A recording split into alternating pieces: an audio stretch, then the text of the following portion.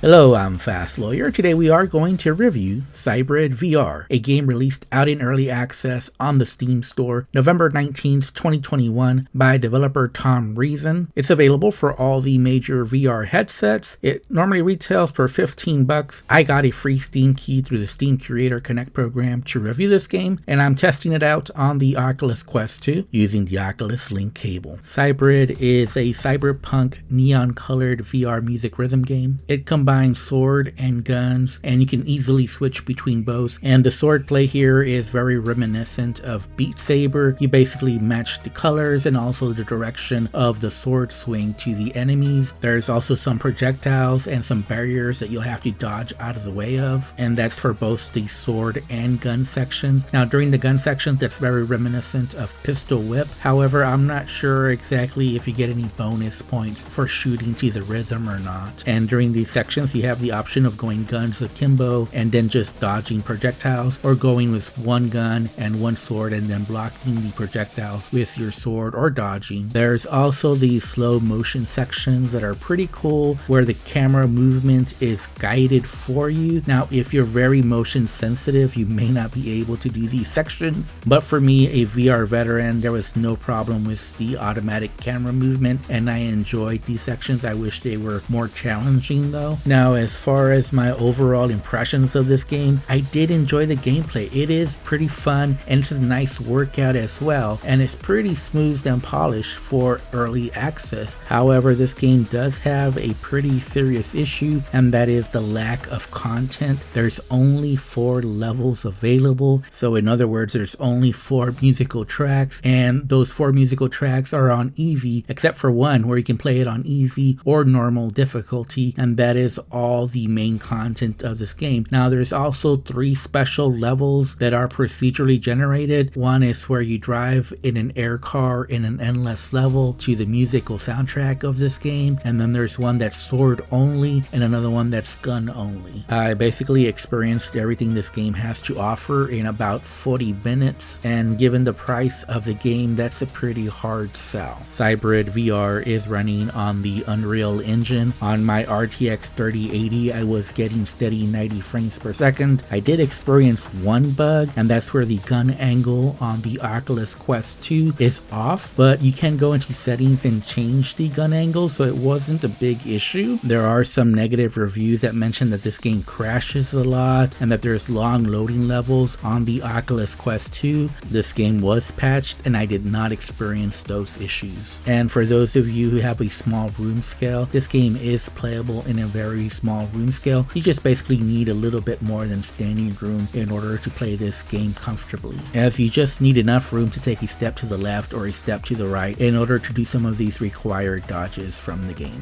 Overall, I do have mixed feelings about Cybrid. On the one hand, I enjoyed the gameplay, I enjoyed the musical soundtrack, I enjoyed that the game actions corresponded to the rhythm of the music, and honestly, I was getting a good workout even on easy playing this game. But asking $15 for a game that basically has 4 levels, 4 musical soundtracks that you can play 4 of them on easy and 1 of them on normal difficulty, plus the 3 special levels, just isn't enough content to justify the price. And I also think the gameplay needs a little bit of refinement. For example, the slow motion parts need a little bit more depth to them to make them more exciting. I also think it would be more immersive if you got your guns from your holster and you got your swords from your back. I think that's better than just pressing the grab or grip button to summon them automatically. And honestly, this game needs a lot more songs. Hopefully the songs they plan to add are as good as the 4 that are currently included, and the level designs are just as good or more imaginative going forward. The difficulty definitely needs to be amped up just a bit as well. Again, I know this game is in early access, but the current asking price is just too much, so I'm going to give this game a 5 out of 10. I would only recommend it to people who want to support development because they like what they see and they want to support a game like this, but otherwise I would say wait until the content matches the price. Anyways, I'm Fast Lawyer. I hope you enjoyed my video review. If you did, don't forget to like, comment, and subscribe, and as always, have a wonderful day